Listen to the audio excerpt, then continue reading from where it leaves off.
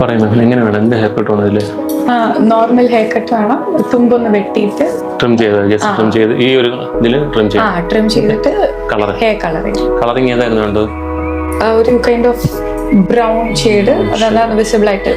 നമ്മളിപ്പോൾ ചൂസ് ചെയ്തിരിക്കുന്നത് L77 എന്നിട്ട് ഷോസ്കോപ്പിലെ കളറാണ്.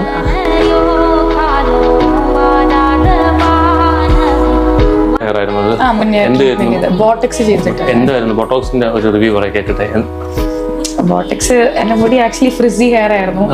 അപ്പൊ ജസ്റ്റ് ഒരു ചേഞ്ചിന് വേണ്ടി. എങ്ങനെ ഉണ്ടായിരുന്നു റിസൾട്ട് ബോട്ടോക്സ് ചെയ്തിട്ട്?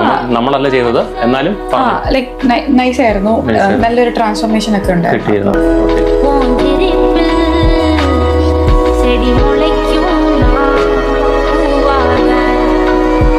എങ്ങനെയുണ്ട്? കളർ ഇഷ്ടപ്പെട്ടു?